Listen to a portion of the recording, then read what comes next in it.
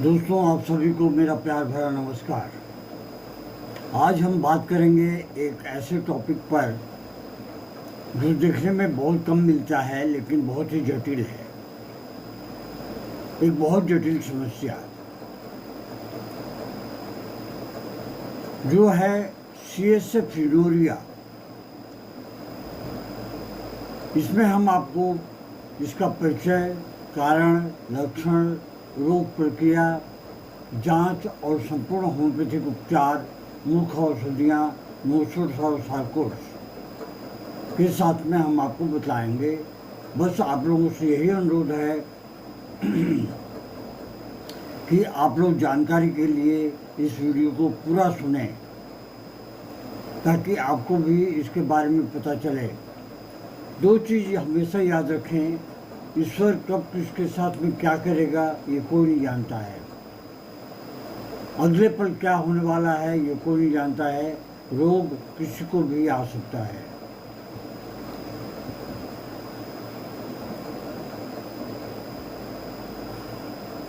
CSF यूडोरिया के एक साधारण सा परिचय मैं आपको बताता हूँ। यह एक ऐसी स्थिति है जिसमें सेरेब्रोस्पाइनल फ्लूइड यानी कि मस्तिष्क और रीढ़ की हड्डी को घेरने वाली पारदर्शी तरल पदार्थ नाक के रास्ते बाहर निकलने लगता है। इसका मतलब है कि मस्तिष्क और नाक के बीच की झिल्ली या हड्डी मेनिंजियल बैरियर में कोई एक छेद हो गया है या फटाव हो गया है, जिससे सेरेब्रोस्पाइनल फ्लूइड का रिसाव शुरू हो गया है। यह केवल एक सामान्य नाक का पानी नहीं है बल्कि एक गंभीर न्यूरोलॉजिकल स्थिति है जो आगे चलकर मेनिंजाइटिस जैसी खतरनाक बीमारियों को बना सकती है। कारण क्या है इसके? CSF यूडोरिया के कारण दो मुख्य कारण हैं। ट्रॉमेटिक कॉजेज, सिर की हड्डी में चोट या फ्रैक्चर, विशेषकर एथमॉइड बोन और क्रिब्रिफॉर्म बोन प्लेट में, न्यूरो सर्जरी में या साइनस सर्जरी के बाद झिल्ली में चोट का लगना, सड़क दुर्घटना में या सिर पर चोट। नॉन ट्रॉमेटिक कॉजेज क्या है? मस्तिष्क पर दबाव का पड़ना, इंट्राक्रैनियल प्रेशर, जन्मजात कमजोरी, जन्म से झिल्ली में दोष या पतलापन, संक्रमण, इन्फेक्शन, ट्यूमर से झिल्ली का क्षय होना, स्पॉन्टेनियस लीक, बिना किसी चोट या स्पष्ट कारण के CSF का रिसाव। पैथोफिजियोलॉजी में हम जानते हैं इसकी पैथोफिजियोलॉजी में क्या है। मस्तिष्क के चारों ओर सेरेब्रोस्पाइनल फ्लूइड नामक तरल पदार्थ सुरक्षा कवच की तरह कार्य करता है। जब स्कल बेस या मेनिंजेस में कहीं भी छेद टियर हो जाता है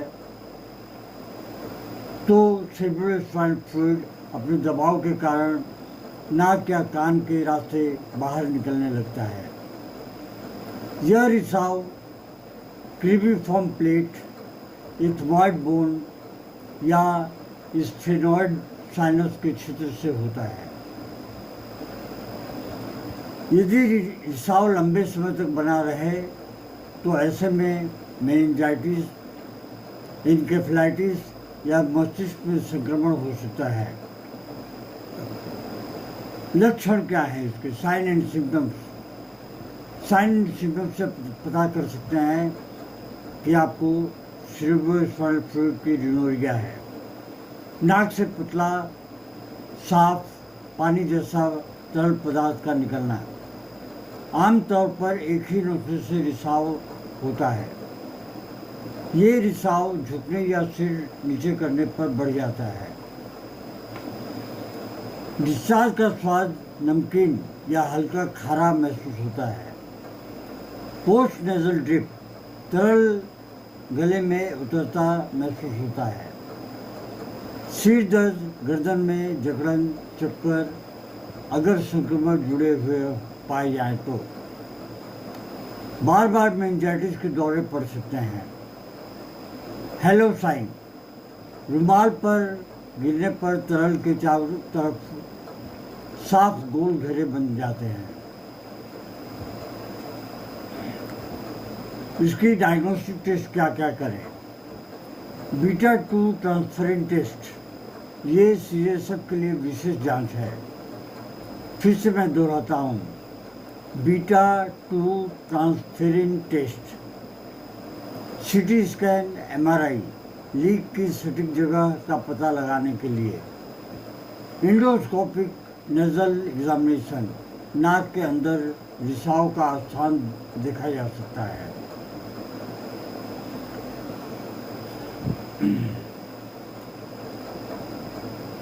आइए हम देखते हैं कि गुरुदेव हैनीमैन का इसमें आशीर्वाद क्या है। होम्योपैथी में सेरेब्रोस्पाइनल फ्लूइड यूरिया का उपचार केवल लक्षणों पर नहीं बल्कि उसकी मूल वजह शरीर की प्रतिरक्षा शक्ति, वाइटल फोर्स और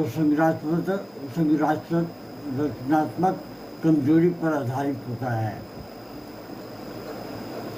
इस उपचार के 3 स्तर माने जाते हैं: एक्यूट रिलीफ, पॉजिटिव करेक्शन और हीलिंग एंड रिजेनरेशन, शारीरिक ऊतकों की पुनः स्थापना।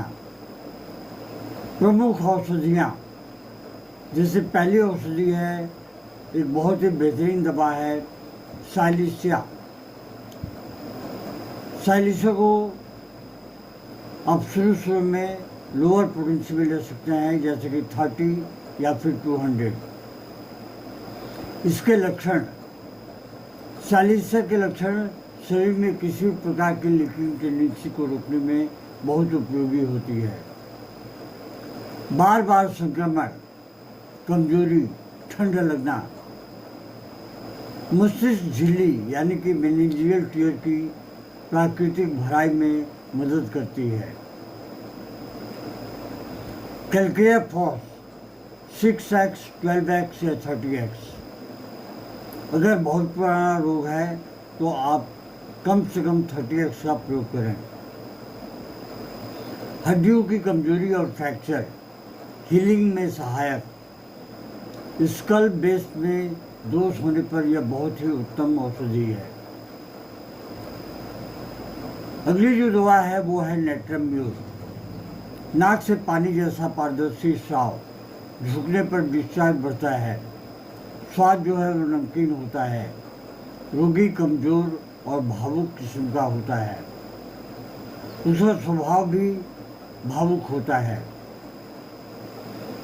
रोग को अपने अंदर में दबा के रखेगा लेकिन किसी से कुछ बोलेगा नहीं। हेलिबोरस नाइगर 30 या 200। जब मस्तिष्क की तरल सेरेब्रोस्पाइनल फ्लूइड का असंतुलन हो, मानसिक सुस्ती, सिर में भारीपन और चक्कर आता है तो हेलिबोरस नाइगर 30 या 200 में बहुत ही बेहतरीन कार्य करती है। आइए हम आगे बढ़ते हैं। कैली आयोड साइनस या नाक के क्रॉनिक संक्रमण में बहुत ही उपयोगी दवा है। पतला जल जैसा स्राव और माथे में दर्द। फास्फोरस 30 या 200 में। इसके लक्षण कुछ ऐसे हैं जैसे कि तंत्रिका ऊतक कमजोर हो गए हों, clear nasal discharge, nervous exhaustion और कमजोरी बहुत ज़्यादा होती हो तो फास्फोरस औषधि की 30 या 200 की पोटेंसी बहुत ही लाभदायक होती है। 30 को आप दिन में कम से कम 3 से 4 बार लें अगर बहुत ज़्यादा परेशानी में है तो, अन्यथा 200 को दिन में 2 बार ले सकते हैं, सुबह में और रात में। बेलोडोना 30 बहुत ही बेहतरीन दवा है। अचानक शुरू हुआ तीव्र दर्द, बुखार, और कंजेशन के साथ डिस्चार्ज। दोस्तों, हम नुस्ख के बारे में कुछ बताएंगे, जैसे कि नुस्ख का उपयोग तब किया जाता है जब रोग में क्रॉनिक इन्फेक्शन, सप्रेस डिस्चार्ज या मियास्मेटिक टेंडेंसी मौजूद हो। मेडोरिनम 1 ml, बार बार सर्दी, जुकाम, चिपचिपा डिस्चार्ज, पुराना कैटरा, पुरानी सर्दी, इसे हफ्ते में या 4 दिन के बाद में एक बार लेते रहें। सिसिलिनियम 1 ml में हड्डियों या झिल्ली में विनाशकारी परिवर्तन, क्रॉनिक सप्रेशन, 1 ml की पोटेंसी लेकर आप हफ्ते में कम से कम 2 बूंद आधे कप पानी में डालकर एक बार लेते रहें। इसे 3 दिन के अंतराल में भी ले सकते हैं और 6 दिन के अंतराल में भी ले सकते हैं। ट्यूबरकुलिनम, बार बार संक्रमण, शरीर में कमजोरी और क्रॉनिक टेंडेंसी में बहुत ही बेहतरीन दवा है। इन दवाइयों को आप एक बार ले सकते हैं और इसके साथ में जो ऊपर में पहले जो मैंने आपको डिफाइन किया है सारी दवाइयाँ, वो दवाइयाँ आप सपोर्टिव मेजर के हिसाब से ले सकते हैं। सार्कोड्स में क्या क्या है? एक दवा है सेरेब्रोस्पाइनल फ्लूइड सार्कोड। ये बहुत कम जगह मिलती है, लेकिन मिलती है। आपको ऑनलाइन किसी अच्छी जगह से मंगवानी पड़ेगी, तब जाके आपको मिल सकती है। सेरेब्रोस्पाइनल फ्लूइड सार्कोड 30 या 200 में तंत्रिका ऊतकों की पुनः स्थापना और CSF संतुलन बनाए रखने में बहुत ही सहयोगी होती है। पिट्यूटरी ग्लैंड सार्कोड, ये आराम से आपको कहीं भी मिल जाएगी। इसका जो लक्षण है वो है मस्तिष्क के दबाव, इंट्राक्रैनियल प्रेशर को संतुलित करने में बहुत ही मददगार सिद्ध होती है। सामान्य सुझाव: रोगी को झुकने या जोर से नाक साफ करने से बचना चाहिए। सिर ऊंचा रखकर आराम करें। साफ सफाई और नेजल हाइजीन बनाए रखें। यदि बुखार या संक्रमण के लक्षण हो तो तुरंत चिकित्सक से स्पर्श करें, परामर्श करें। लंबे समय से रिसाव हो तो न्यूरो सर्जिकल ओपिनियन भी बहुत ही आवश्यक सिद्ध होती है। दोस्तों, CSF यूरिया एक गंभीर परंतु उपचार योग्य स्थिति है। होम्योपैथी चिकित्सा केवल स्राव रोकने में ही नहीं, बल्कि झिल्ली की मरम्मत, संक्रमण की रोकथाम और शारीरिक संतुलन पुनः स्थापित करने में बहुत ही सहायक सिद्ध होती है। कुछ दवाइयाँ हैं जिन्हें आप बढ़िया से सुने, एक के बाद एक दूसरी दवाई लेते रहें। ये मैं आपको निष्कर्ष बता रहा हूँ।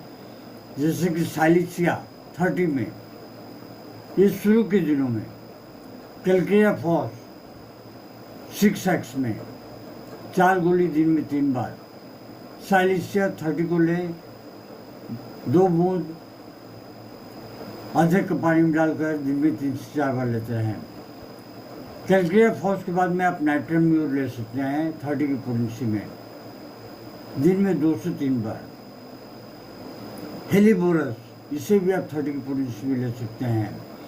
ये रोग की प्रमुख औषधियाँ हैं, लेकिन कभी भी आप नुस्ख ना भूलें। सर्वप्रथम आप ट्यूबरकुलिनम 1 ml की पोटेंसी हफ्ते में या 3 दिन के अंतराल से एक बार लेते रहें। नुस्ख और सार्कोड्स पुराने और बार बार होने वाले मामलों में गहरे स्तर पर कार्य करती हैं। दोस्तों,